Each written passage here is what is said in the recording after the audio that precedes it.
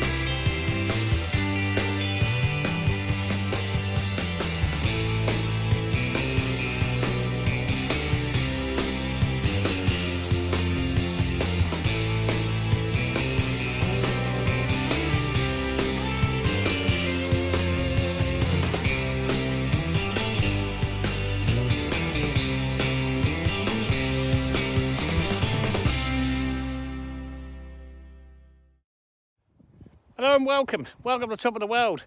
Welcome to the remote Lapland forest, where today it's potato planting day. So you've seen me do the ploughing and the tilling, rotivating, you've seen me do all of that, and you've seen me do the prep. So I'm just going to put in a short time lapse there of how I plant, why I plant, where I plant, how long it takes, a couple of rows.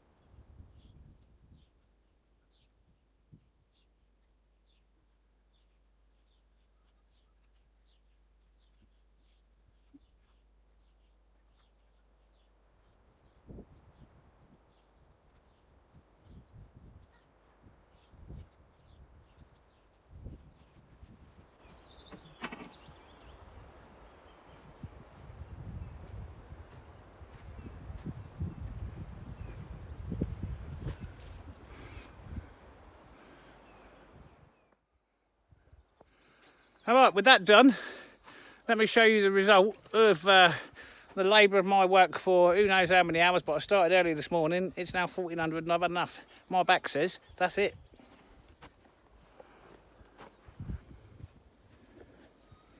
So that's the entire plot planted for potato. It's about 1/8 an acre. Done. Now, to be clear, before we light up with the comment section, for all you that know about growing potatoes, these potatoes are being grown so they can be picked up with a potato harvester. They're not being grown like you grow in your back garden, because I know all about that. In fact, I know too much about that. This is a first. I have another problem.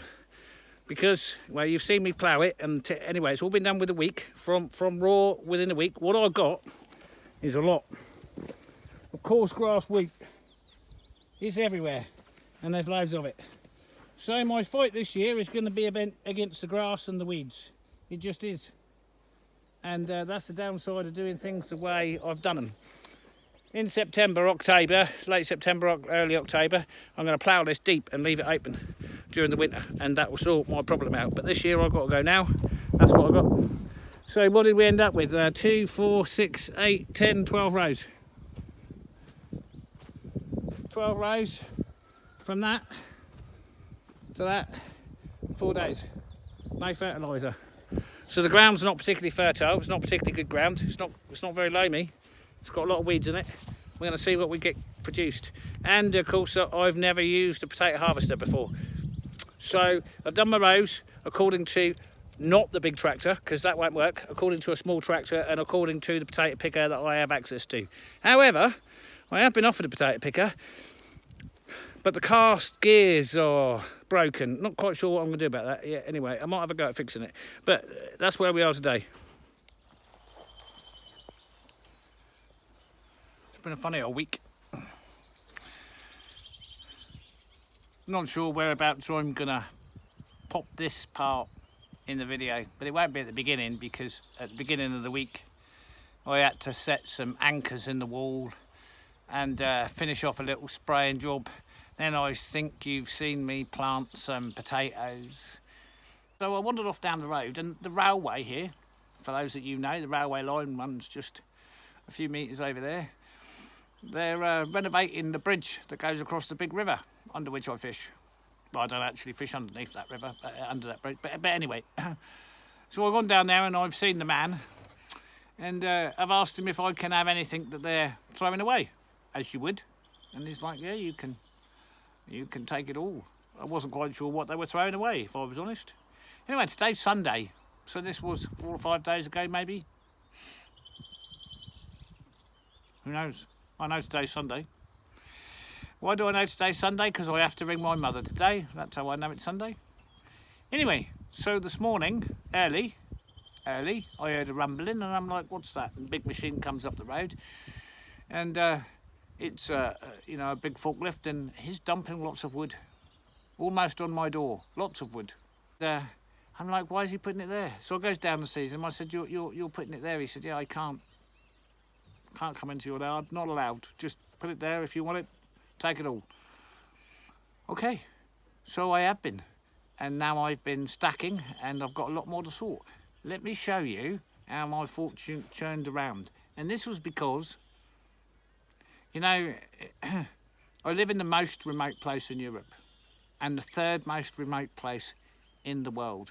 How is it I can come this far away from civilization and there's still men that are willing to rock up and act in an aggressive manner? Normally, recently, I'm quite calm. I'm not particularly aggressive unless I get wound up, or, you know, somebody wants to be aggressive, then it's probably not going to end well. So, I had a saying,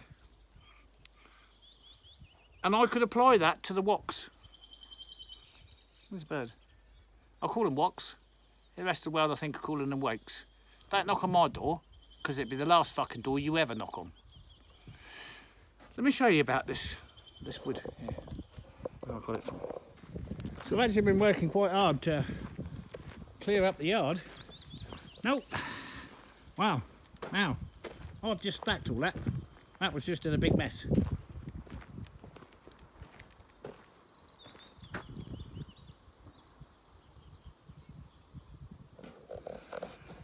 how fortuitous is that? Yeah, I got some big spicks, nails. They got some cut-off bolts in them. Right, no problem. No problem. Look at that. Well, that's not all. That's the short stuff.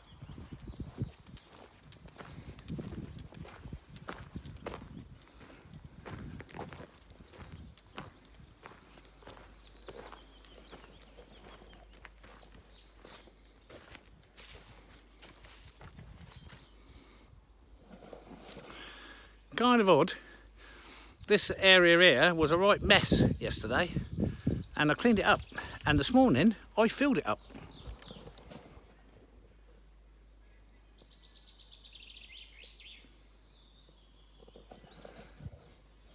So there's not really any competition here, but old habits die hard. Right, those that do the deal first get the sweetest deal generally. Just I'd knock on my door again. Best you come with a different attitude, and the result might be a little bit different. However, if you want to come again, fill your boots. So I've got to denail this, and I've got to sort it and stack it in the lengths. And I had enough timber, which I got from the airport, which is this pile down here, which I cleaned up for the frame for the replacement building there. Now I've got everything. The only thing I'm missing is for a load of tin sheet to fall off the back of a lorry. Because if it falls off the back of the lorry, you want to be quick, because I'm following you up the road, and I'm going to have that. Because as you can see, the tin roof that's on there, you know, that's a bitzer, that is. And I'm going to build the building in this form with a gable end at this end and the other end, so that I can use it from this way, because at the moment you enter it from the end. So this building here has got a permit. I'm just going to go over it and tidy it up, make it nicer, more usable.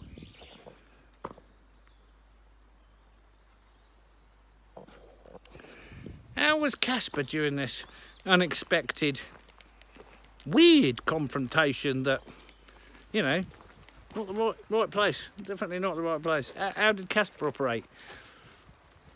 Well, let's just say, when one of the men found himself on his knees, Casper saw his face. So he wasn't that badly hurt, because he soon got off his knees. Yeah, I didn't know Casper liked faces. He does. Look at this one. What he does like, he likes a bit of chaos. Oh yeah, I finally got my poke out the way, look. I'll put that up on the roof. Right, carry on my weird week, although it is at an end, so this is probably going to be a bit of a bitzer. Anyway, we might end it there. Thank you for joining me on this short bits of this and bits of that. The pleasure's been all mine. And we'll catch you on the next one. Bye for now.